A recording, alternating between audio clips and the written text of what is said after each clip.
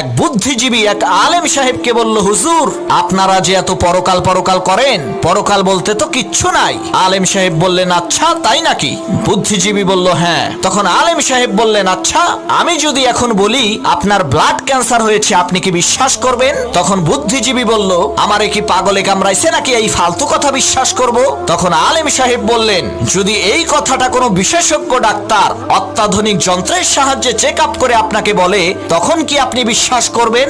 বুদ্ধিজীবী বলল, অবশ্যই বিশ্বাস করব। তখন আলেম সাহেব বললেন, আপনি ডাক্তারের কথা বিশ্বাস করবেন, কারণ সে শরীরের বিশেষজ্ঞ, মানুষের দেহ সম্পর্কে সে ভালো জানে। তাহলে আলেমদের কথা বিশ্বাস করেন না কেন? তারাও তো আসমানি কিতাবের বিশেষজ্ঞ।